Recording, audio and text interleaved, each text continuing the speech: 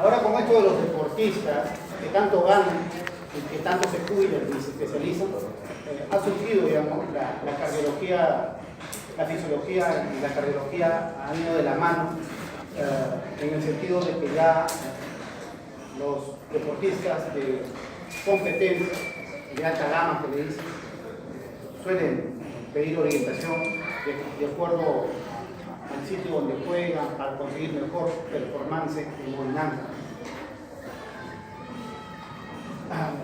La fisiología del ejercicio, o sea, el ejercicio, como ven acá, se define como el estudio de la fisiología del ejercicio, como el estudio de las funciones, estructuras y condiciones hemostáticas a la que un organismo está sometido luego de una actividad física o de una persona.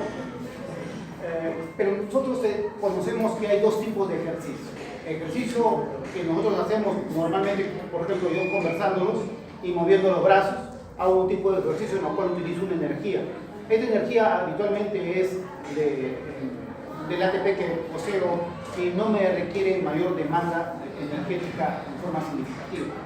Es de primera mano el ATP que tengo yo como reserva. Al ejercicio simple, sin mayor actividad intensa y en la cual solamente consumo oxígeno de las reservas, ese ejercicio se le dice ejercicio de tipo aeróbico. Pero cuando el ejercicio se desarrolla más allá de las reservas habituales y en la cual ya uno agota el oxígeno que está a disposición, entonces el organismo echa mano a otros micronutrientes, glucosa, lactato y otras sustancias proteicas que las degrada para producir energía y de esa manera continuar con la actividad física. Entonces, a la actividad física que se caracteriza por la cual no se utiliza oxígeno para su desarrollo, es la actividad física anaeróbica. Entonces, tenemos dos tipos de actividad física: aeróbica, en la cual se utiliza oxígeno, y anaeróbica, en la cual no se utiliza oxígeno. Pero la energía que nosotros requerimos para nuestras actividades no es que se acaba uno y comienza el otro, puede ser simultáneamente desarrolladas, pero siempre tenemos a la mano nosotros, por ejemplo, el ATP, que no son nuestras píldoras o pastillas de energía. Al comenzar una actividad física, y esto cae en segundos, rápidamente echamos mano de adenosín trifosfato, que es el ATP. Luego que rápidamente se agota nuestra fuente de ATP, echamos mano a la fosfocreatinasa, ¿no? Que es un tipo de estructura proteica. Esta también, luego de una actividad física intermedia, tiende a agotarse. Y lo que nos queda ya es estrictamente lo que es anaeróbico, a partir de la glicólisis anaeróbica. Y por último, la energía obtenida ya de todos los demás procesos que también son anaeróbicos. De tal manera que, como ven, el ATP, la fosfocreatina, la glicólisis anaeróbica y los otros procesos ya más avanzados para la obtención de la energía siguen más o menos este curso. Cuando uno comienza a hacer actividad física, ¿cómo nos damos cuenta que se pasa de un estado aeróbico a anaeróbico? No es porque lo decimos así. Hay ciertos parámetros que nos ayudan a que este digamos, jugador, este atleta, está ya desarrollando anaerobiosis. A más tarde yo comience a desarrollar anaerobiosis, implica que tengo una buena performance, que tengo una buena reserva inmediata. A más temprano comience yo a desarrollar anaerobiosis, significa que estoy desadaptado, que físicamente no estoy apto. Entonces, cuando hacemos prueba de esfuerzo y si quisiéramos evaluar su estado metabólico del paciente, le medimos lo que es el lactato. Y el lactato, el ejercicio en sí tiene tres fases. Una fase aeróbica al comienzo del ejercicio, luego de la fase aeróbica y que se acabó el oxígeno disponible de inmediato en nuestro organismo, comienza una fase de transición entre la aerobiosis y la anaerobiosis. Esa fase de transición va a ser una fase de cambio o de inicio de producción del lactato. Y luego, posteriormente, cuando ya estamos en el ejercicio intenso y más avanzado de una actividad de ejercicio en una sesión, no es que en otro momento, ya la producción de lactato es exclusiva y los valores tienden a subir. De tal manera que nuestro corte, para decir que nosotros, que tenemos normalmente 1 a 1.5 de lactato en condiciones normales, cuando este lactato pasa de 2, ya decimos que estamos en la fase de transición o entrando a la anaerobiosis. Y cuando pasa de 4 milimoles por litro, ya estamos hablando entonces de una condición anaeróbica del atleta. Una prueba de esfuerzo normalmente me dura pues 10 minutos.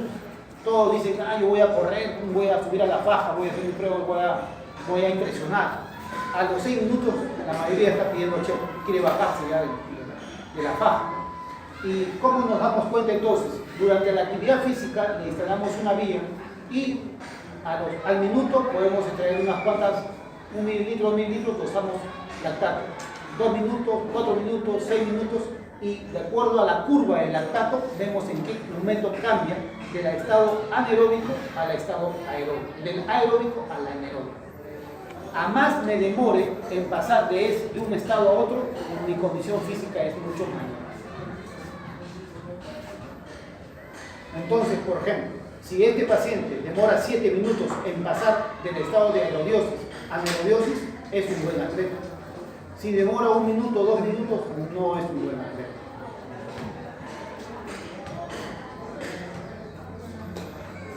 En reposo normalmente, ¿qué utilizamos como fuente de energía? 1/3 lo hacemos de nuestra dieta a través de la glucosa, otro tercio de los ácidos grasos libres y otro tercio de lactato. Pero en condiciones de esfuerzo, miren, en condiciones de esfuerzo, la glucosa constituye un séptimo de la energía que utilizamos.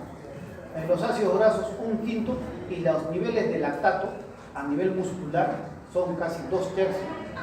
A partir de 2/3 de la energía lo obtenemos del lactato. Entonces, el lactato no tiene mucha importancia en condiciones de reposo, pero en condiciones de ejercicio, nuestro lactato va a subir. Normalmente, si yo le doso a usted el lactato, va a mantener 1,5 milimoles por litro. Y en condiciones de ejercicio intenso, este lactato va a subir a mucho más. Pero no solamente nos sirve el lactato para medir, está en ejercicio intenso o no, el metabolismo está acelerado. En estado de sex, de choque, de infección generalizada, el lactato también aumenta. Y ese es un marcador pronóstico de cómo está yendo el paciente séptico o chocado, de cómo está la perfusión en ese tipo de paciente. Si la perfusión es óptima, el lactato va a estar normal, pero si la perfusión es mala en el paciente chocado o séptico, infectado, significa que está yendo mal. Si el lactato del primer día es 3, está un poquito elevado, el siguiente día es 5, es más preocupante, el siguiente día es 14, el paciente tiene muy mal pronóstico. Entonces el lactato nos sirve para más o menos decir si el paciente está yendo bien con el tratamiento, porque nos informa del estado metabólico del paciente.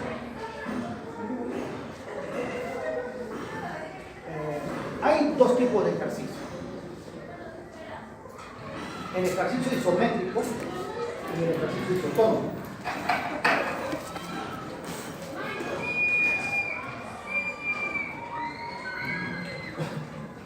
Tendón, músculo.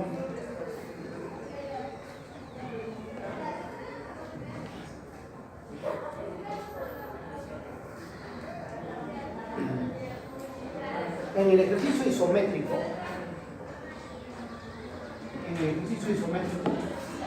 el músculo no cambia de longitud ni verticalmente ni horizontalmente en el ejercicio isométrico. ¿Cuál es un ejercicio isométrico? El trote, la carrera, como en el ejemplo. Ejercicios de baja resistencia son de tipo isométrico. Pero ¿cuáles son ejercicios de tipo isotónico? Yo tengo mi muslo,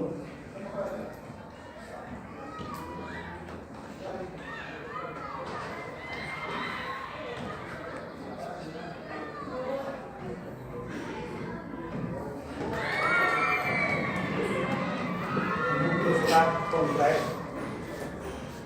Entonces, isométrico conserva sus longitudes, isotónico no los conserva, aumenta la tonicidad, en realidad aumenta la tonicidad. Este ejercicio es, por ejemplo, el levantamiento de pesas. ¿Qué está indicado en los pacientes, por ejemplo, cardíacos? Los ejercicios isométricos, en los cuales no haya actividad intensa de la actividad tónica intensa. Los ejercicios isométricos no implican contracción exagerada del músculo. Y para que haya el ejercicio isométrico esté en relación a esto, a un buen consumo de oxígeno, aumento de la frecuencia cardíaca, aumenta el gasto cardíaco en este tipo de ejercicio, hay aumento progresivo de la presión sistólica y un mantenimiento o incluso disminución de la presión arterial diastólica, y hay una disminución de la resistencia vascular periférica. O sea, si yo comienzo a correr en un footing, en un trote, sin exigirme, ¿voy a aumentar mi consumo de oxígeno? Sí. ¿Voy a aumentar mi frecuencia cardíaca? También. ¿Va a aumentar mi gasto? Si aumenta mi frecuencia, va a aumentar mi gasto. Hay aumento progresivo de la presión arterial sistólica, pero miren este plan: mantenimiento o disminución de la presión arterial diastólica. ¿Por qué se produce eso? Porque mientras yo hago ejercicio, al inicio incluso podría trepar mínimamente la presión arterial diastólica, pero conforme hago el ejercicio, hay sustancias vasodilatadoras que se comienzan a liberar, y esas sustancias vasodilatadoras locales, bradykinina, histamina, serotonina, van a dilatar el vaso muscular y va a producirse una disminución de la presión arterial diastólica. El ejercicio isométrico puede ser sostenido 5, 10 minutos, 15 minutos, 20 minutos, una hora. Y como hay disminución de la presión arterial diastólica, esto sucede porque al haber vasodilatación hay disminución de la resistencia vascular periférica. Pero yo no puedo cargar pesas una hora, estar con la pesa ahí. Son ejercicios de poco tiempo, de poco alcance.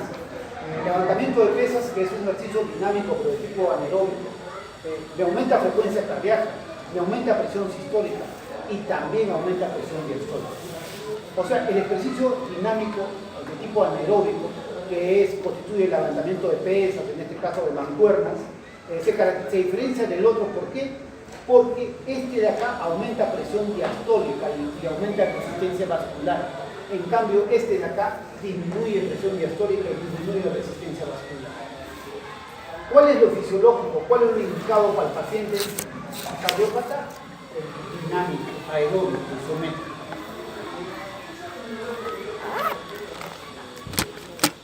Ahora, si aumenta la presión arterial diastólica, aumenta la resistencia, y ojo que el corazón se nutre en diástole.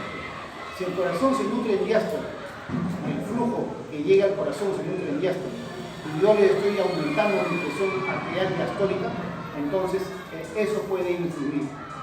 No está indicado en pacientes coronarios los ejercicios de alta resistencia, de fortalecimiento, ejercicios de tipo anaeróbico e isotónico. Entonces, durante el ejercicio hay una alteración en la oferta y la demanda. Y el organismo responde a esa demanda mediante ¿qué? Mediante el aumento del gasto cardíaco, como está acá, y el aumento de la gradiente alveolo arterial. Este aumento del gradiente alveolo gradiente arteriovenosa, arteriovenosa, aumenta, así como aumenta el gasto cardíaco. Nuestra gradiente arteriovenosa normalmente tiene de 4 a 8 normalmente. Ella aumenta con el ejercicio. Pero este gasto cardíaco depende, ya sabemos entonces ahora, que depende de que aumente nuestra frecuencia cardíaca, como en toda actividad física, y que esta frecuencia cardíaca aumentada aumenta mi elasticidad y por lo tanto me aumenta mi volumen de inyección, porque me aumenta mi vaciado, mejora mi vaciado. El aumento de la frecuencia cardíaca básicamente es dependiente del aumento de la actividad simpática durante el ejercicio. Este aumento de actividad simpática aumenta la frecuencia cardíaca. Y el aumento del volumen de eyección de lo que hemos explicado, pero además hay aumento del flujo coronario en el ejercicio, hay aumento del volumen diastólico por mejor elasticidad, hay aumento también por mejor contractilidad. Y el gasto cardíaco y la gradiente arteriovenosa va a depender de los órganos que están afectados. Cuando hay una actividad física, la redistribución del gasto es diferente. Normalmente, por ejemplo, el corazón le manda un porcentaje al cerebro de su gasto cardíaco, le manda otro porcentaje al riñón, le manda más porcentaje a todo el abdomen, el tejido esplácnico, le manda un porcentaje a la piel. Entonces, porcentualmente cada uno tiene su proporción, ¿no? Cada órgano, pero en el estado de ejercicio ya los requerimientos de cada órgano no son iguales. El músculo requiere más gasto cardíaco, entonces el corazón redistribuye el gasto durante la actividad física. Y no solamente eso, sino que el corazón se vuelve más exquisito durante la actividad física. ¿Por qué? Porque normalmente cuando se da sangre a un órgano, sangre arterial, y ese órgano después va a través de sus capilares, va a hacer el intercambio nutricio y de oxígeno y nos va a devolver sangre venosa. Normalmente le lleva una cantidad de oxígeno por 100 mililitros de sangre y les devuelve una cantidad de oxígeno después de haber esas 100 mililitros atravesado el órgano. Esa gradiente al velo arteriovenosa cambia, ¿no? Si la extracción era de 8 mililitros por 100 mililitros de sangre que le llegaba, ahora la extracción va a ser mucho más, 20, 30, 40, depende del órgano. Entonces, con el ejercicio, la frecuencia cardíaca aumenta, pero no eternamente, sino hasta una meseta, va a depender de la condición del paciente. La presión arterial sistólica aumenta linealmente, también hasta cierta proporción. La presión arterial diastólica se mantiene o disminuye. Y el incremento del consumo de oxígeno también hasta un límite. Y es el consumo de oxígeno lo que uno intenta medir en una prueba de esfuerzo. Porque a mejor consumo de oxígeno, mejor capacidad física.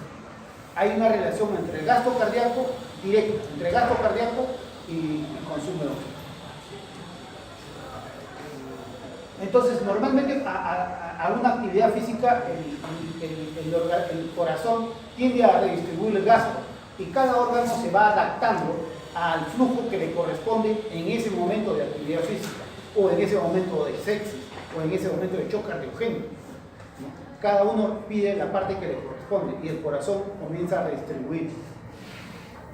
El gasto cardíaco a los pulmones más o menos tiende un poco a aumentar, ¿no? Y aumenta en proporción en sí al gasto sistémico. Pero los que más reciben beneficios durante la actividad física son los músculos, porque su gasto cardíaco, que el reposo, digamos, es determinado, en la actividad física comienza a aumentar. El riñón, que en reposo recibe pues 15% del gasto cardíaco, comienza a disminuir. El cerebro, que recibe más o menos también 15%, comienza a disminuir. Pero más o menos esta es una proporción, ¿no?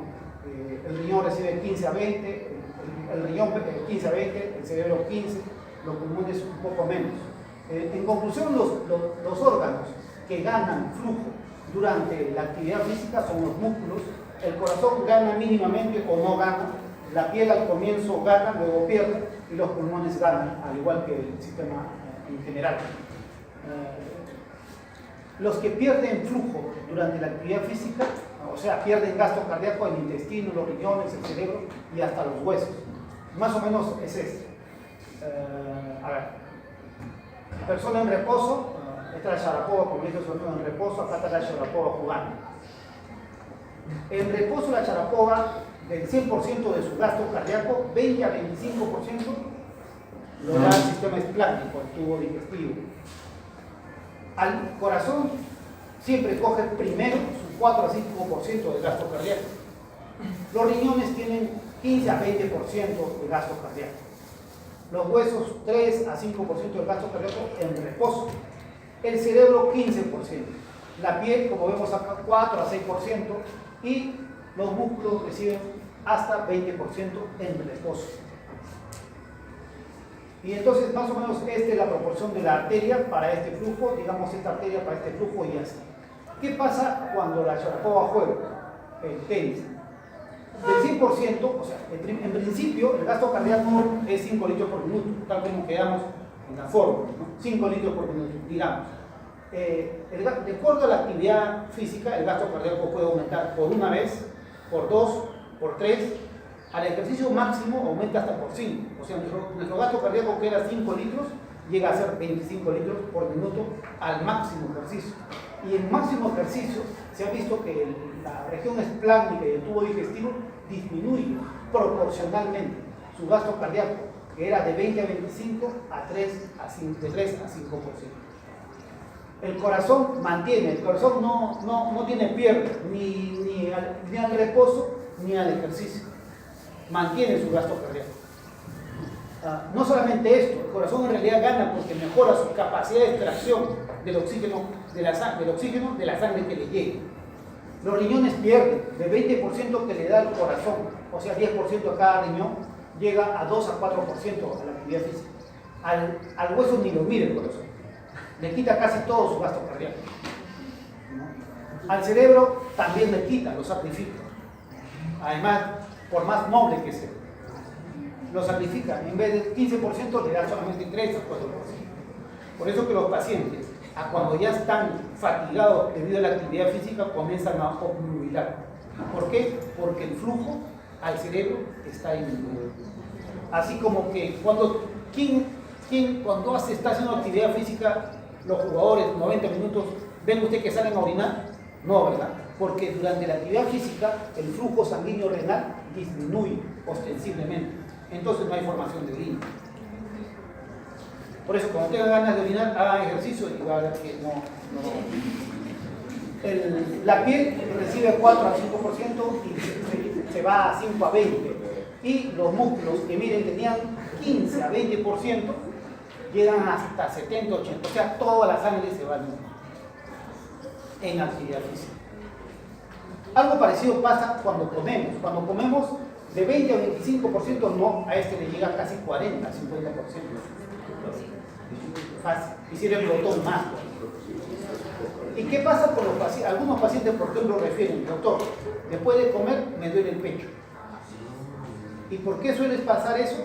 Porque o tienen dispepsia por un problema digestivo, o es que toda la sangre se va acá y está incluso sacrificando al corazón y el gasto en la circulación coronaria está disminuyendo post ingesta de alimentos. Y no es infrecuente a veces encontrar ese tipo de pacientes. Entonces vemos cómo hay una redistribución. El vaso que estaba con su tonicidad habitual, normal en reposo, el vaso sanguíneo, que es tejido muscular liso, está en reposo con este calibre, digamos. A la actividad física, el vaso sanguíneo se dilata, ¿no? Se dilata. Hay vasodilatadores locales que dilatan el vaso sanguíneo, de tal manera que el flujo por este vaso aumenta. Y por ejemplo, al cerebro disminuye el calibre de sus vasos, hay un estrechamiento de los vasos. El riñón que tenía este calibre, mire, reduce su calibre, porque la presión de perfusión disminuye. Y entonces más o menos es esto el esquema. Yo, por ejemplo, aquí siempre enseño la piel. Miren la piel en este gráfico tiene 8.5% de reposo. La piel, 8.5% de reposo. En un ejercicio relajado, ir a fútbol, 2 o 3 minutos, el porcentaje de gasto para la piel aumenta. O sea, uno se vuelve rojito, ¿no? Rojito, te pone medio colorado en un ejercicio, pero conforme avance la intensidad del ejercicio, ya el corazón no es muy complaciente con la piel, ya porcentualmente le disminuye. Y miren qué pasa con la piel cuando ya el ejercicio es intenso. El porcentaje de sangre del gasto cardíaco es miserable. Entonces, al ejercicio intenso vas a estar pálido, al ejercicio ligero vas a estar chaposo, rojito. Muy bien. Entonces, cuando aumenta la actividad simpática, las fibras musculares lisas, el tejido muscular generalmente se relaja. Y esto produce vasodilatación. Al aumentar la actividad simpática, también se tensa la pared alrededor de la luz. Y en otro contexto ya se puede producir vasoconstricción. O sea, si se aumenta la actividad simpática, contracción. Si la actividad simpática disminuye, tiende a relajarse, pero no es que aumente la actividad parasimpática. O sea, la vasodilatación o vasorelajación de un vaso depende de que la actividad simpática esté excitada o esté inhibida, y no de la actividad parasimpática. Porque los vasos arteriales, sobre todo los que están en el territorio muscular, tienen una dominancia simpática, por más que nosotros seamos vagales. Nosotros en reposo tenemos una dominancia vagal, o sea, somos vagos, o sea, en reposo. Pero cuando nosotros hacemos actividad física, ya la dominancia no es vagal, sino simpática, parasimpática. Los lechos venosos también se alteran con la actividad física, de tal manera que los vasos simpáticos preganglionares producen vasoconstricción venosa. Esa vasoconstricción venosa, ¿qué es lo que hace? Lo que hace es que ya no permite, al contraerse la vena, la arteria ya no va a pasar a la vena, no va a pasar, porque el corazón quiere que toda la sangre esté dirigida hacia órganos nobles y no escape al lecho venoso, porque estar en el lecho venoso, la sangre no es requerida, no es explotada, está por las puras. Entonces, el sistema cardiovascular, ante una hipotensión o ante una actividad física intensa, va a redistribuir el gasto cardíaco. Pero lo primero que hace es mantenerlo en lecho arterial y quitarlo del lecho venoso. Y para eso, ¿qué hace? Cierra los esfínteres precapilares y produce vasoconstricción venosa. De tal manera que la sangre se concentra a nivel central y no a nivel periférico. Entonces, ante una sepsis, ante un shock cardiogénico, ante un trauma masivo, va a producirse vasoconstricción generalizada, con la intención de mantener la sangre a nivel central, para nutrir órganos nobles. El mismo corazón primero, cerebro, hígado, riñón. Y si persiste el daño, persiste la condición, el corazón al final se alimenta a él nomás. E incluso el ser muere eléctricamente, pero el corazón sigue latiendo. Porque hay muerte cerebral sin haber muerte cardíaca. El ser humano muere cuando el corazón deja de latir, no cuando deja de haber actividad eléctrica cerebral. La vasoconstricción venosa también puede verse alterada por el control humoral. El control humoral no tiene que ver en sí con la actividad simpática o parasimpática, sino con el efecto de humor local.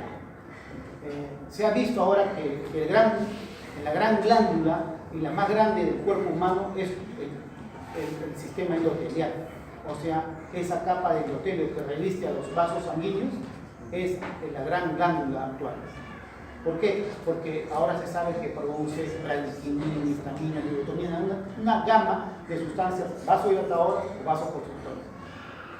La diferencia con las otras es que su efecto es local.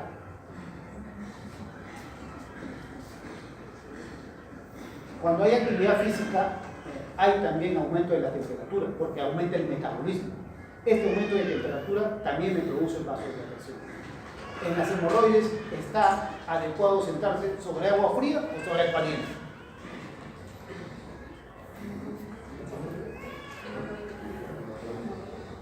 Son baños de agua fría o helada para producir vasoconstricción, ¿no?, de la vena varicosa del paquete hemorroidal.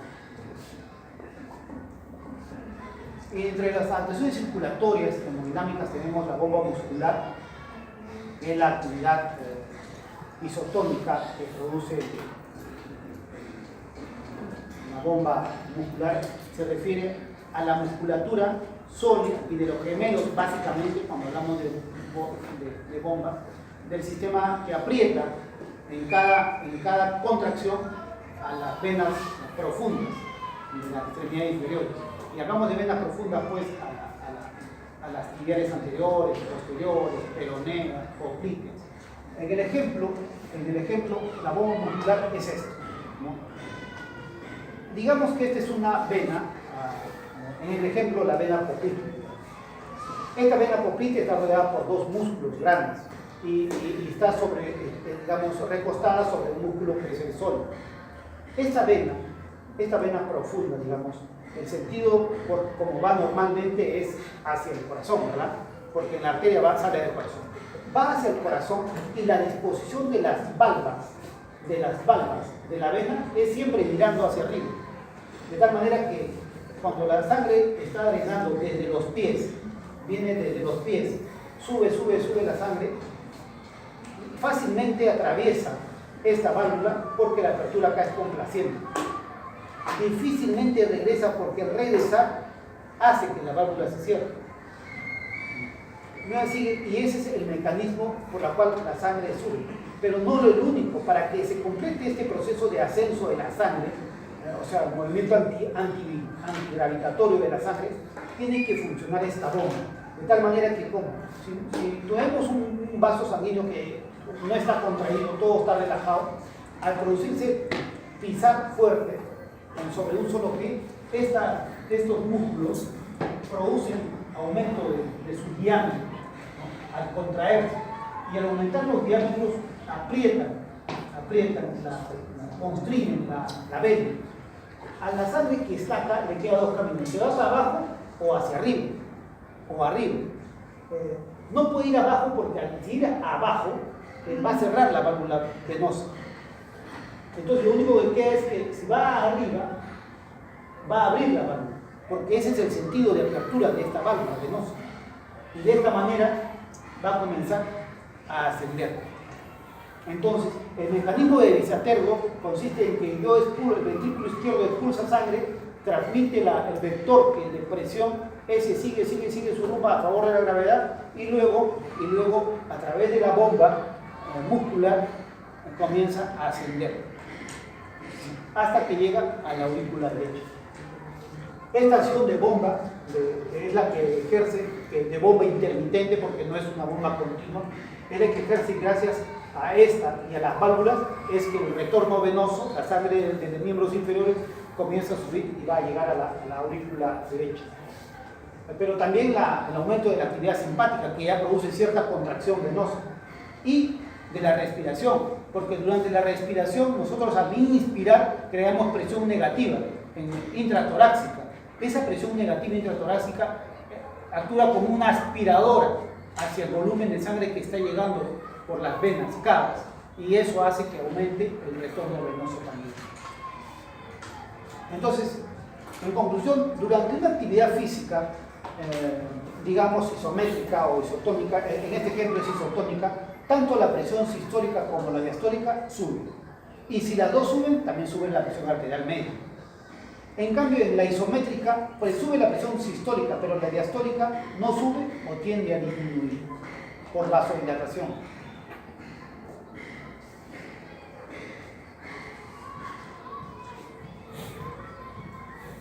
Entonces, la presión diastólica se incrementa en menor grado o no se incrementa en los ejercicios isométricos. Y ambas presiones, sistólica y diastólica, aumentan en los ejercicios isotónicos.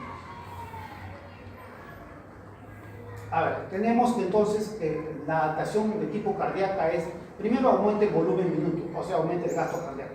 Ya saben, gasto cardíaco, volumen minuto, output cardíaco es lo mismo, ¿no? Este volumen minuto que aumenta porque aumenta la frecuencia cardíaca y aumenta el volumen sistólico, o sea, la multiplicación de ambos aumenta, tanto esto por distensibilidad ventricular, aumento de retorno venoso, y esto es porque la actividad simpática aumenta la frecuencia cardíaca. Como los dos factores suben, sube el volumen minuto.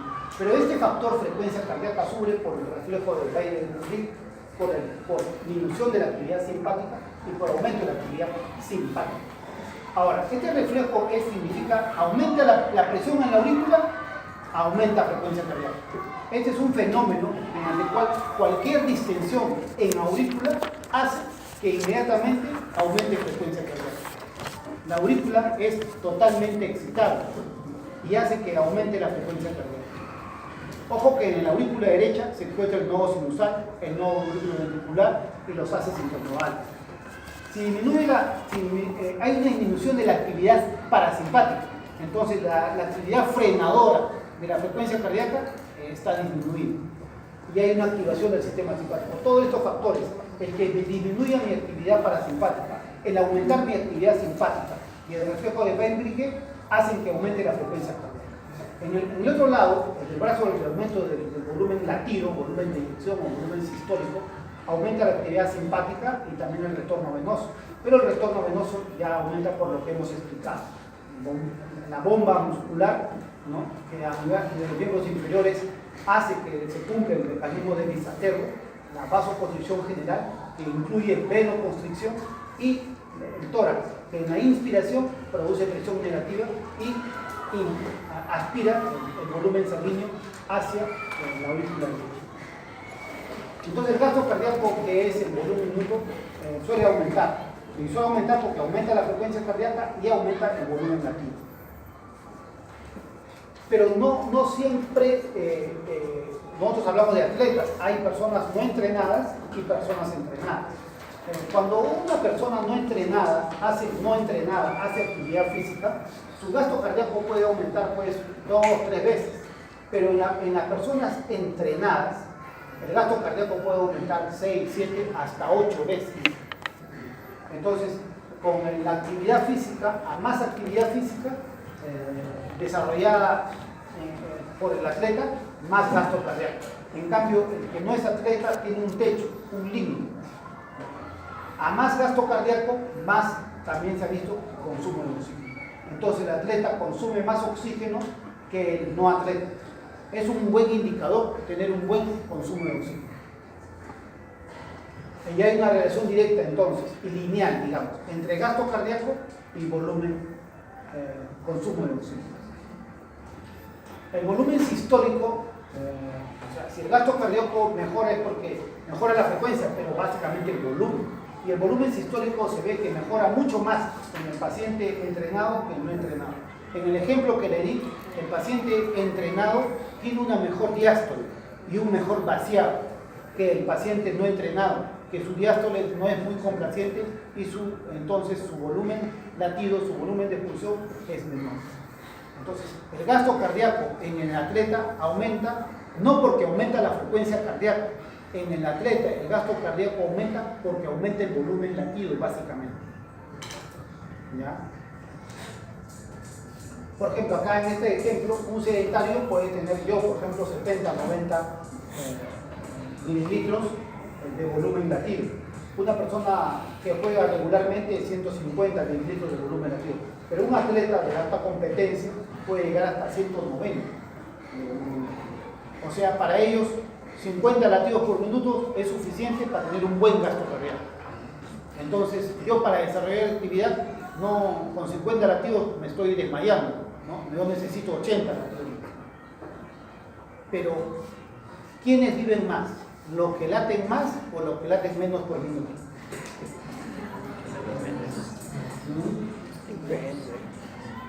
¿Quiénes viven más? Los que laten menos. O sea, todo ser vivo que late menos, vive más. Los que laten más, viven menos. El colibrí, más de 1000 latidos por minuto, su vida es efímera. Las tortugas marinas, 12 latidos por minuto, llegan a vivir 120 años, 130 años. Entonces, acá sí, ejercicio isométrico, vemos el aumento de la presión arterial sistólica y la caída de la presión arterial diastólica. Cuando hablo de presión arterial diastólica es resistencia vascular periférica. Si disminuye la diástole es porque disminuye la resistencia vascular periférica. Si hablo de aumento de la presión arterial sistólica, eso conlleva así aumento del volumen sistólico, aumento del gasto cardíaco, aumento de presión intraabdominal, aumento de presión intratorácica. Pero la curva de frecuencia cardíaca tiene su tope, su límite máximo. Yo puedo hacer 20 minutos de ejercicio, pero eso no significa que en los 20 minutos mi frecuencia va a estar aumentando, no. A veces cuando en el hospital hacemos prueba de esfuerzo a un paciente no entrenado, nos dura 3 minutos en la faja y ya quiere tirarse de la faja. Pero alguna vez hemos llevado a un atleta 21 minutos corriendo en la faja y hasta que se acabó el protocolo y seguía corriendo. Los protocolos generalmente tienen 21 minutos. y seguía corriendo. Entonces, esos protocolos de prueba de esfuerzo, por ejemplo, el de Bruce, que son varios protocolos, tienen 7 fases de actividad física, en la cual yo voy aumentando la velocidad de la faja y la pendiente de la faja.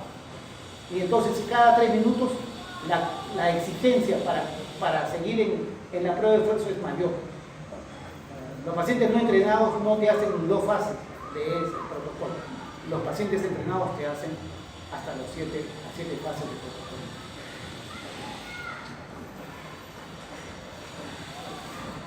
Entonces ya hemos hablado de las adaptaciones venosas, de la resistencia. Cuando hay resistencia vascular, se refiere a la resistencia a la presión arterial diastólica.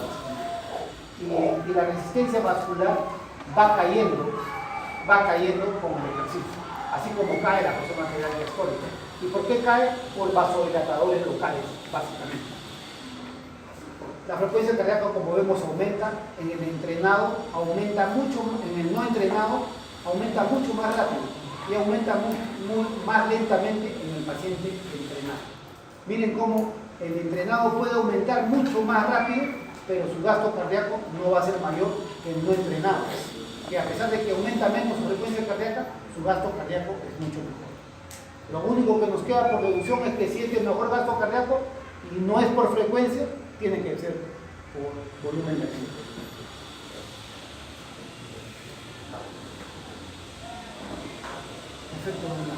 Entonces, frecuencia cardíaca, intensidad de ejercicio, a más frecuencia, más ejercicio. Pero esto uno lo puede lograr, o sea, esta diferencia, aumento de la frecuencia cardíaca, uno puede lograrlo con entrenamiento. Normalmente se dice que la frecuencia cardíaca máxima de una persona, si es varón, 220 menos la edad de ese varón. Si es mujer, 210 menos la edad de esa mujer. Eso es su frecuencia cardíaca máxima. Pero nosotros en el servicio de cardiología no exigimos 100% de frecuencia cardíaca máxima. O sea, si el joven tiene 20 años, 220 menos 20, 200. Lo voy a hacer correr hasta que llegue a 200 su frecuencia cardíaca. No es necesario. Nosotros hacemos llegar a la frecuencia cardíaca que le llamamos submáxima. Y la frecuencia cardíaca submáxima es el 85% de la frecuencia cardíaca máxima esperada. A ver, entonces, vamos. Frecuencia cardíaca máxima teórica es igual a 220 menos la edad en años. Esto es en el varón. En la mujer es igual a 210 menos la edad. Esta es frecuencia máxima teórica. Los estudios casi nunca se hacen con frecuencia máxima, se hacen con frecuencia submáxima. Y la frecuencia cardíaca submáxima es igual al 85% de la frecuencia cardíaca máxima. Y esperamos que llegue acá para decir que la condición del paciente es buena.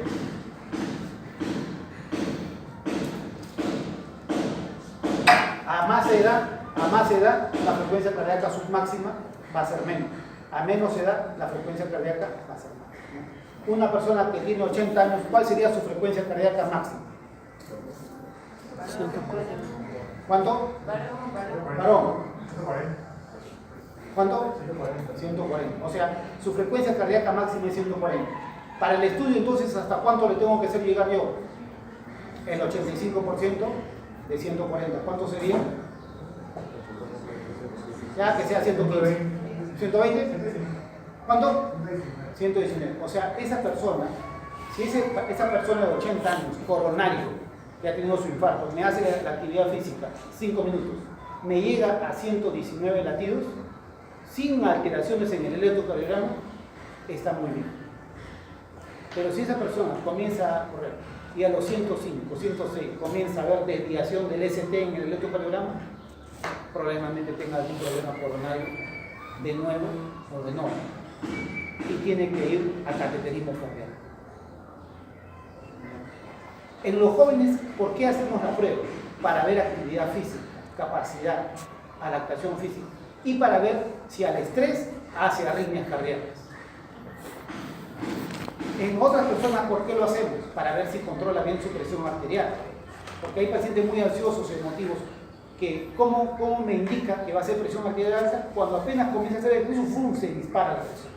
Aunque normalmente con el ejercicio debe subir la presión, la proporción de subida tiene que ir de acuerdo al nivel de fase del ejercicio que esté haciendo.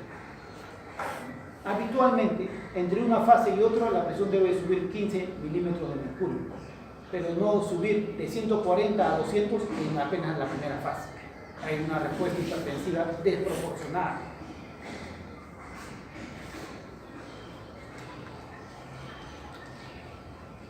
Entonces, el tipo de ejercicio ya sabemos que influye sobre la frecuencia cardíaca. Cuando uno termina una prueba de esfuerzo, la presión y la frecuencia cardíaca van a normalizarse. Y normalmente demoran entre 5 a 6 minutos. A ese periodo le llamamos tiempo de recuperación, en la cual debemos seguir observando también su electrocardiograma en tiempo real para ver si la recuperación de ese tejido miocárdico que ha sido sometido a estrés es buena. A veces hay arritmias de reperfusión, que le llamamos, que suceden no en el momento agudo, sino ya cuando el paciente está reposando en recuperación.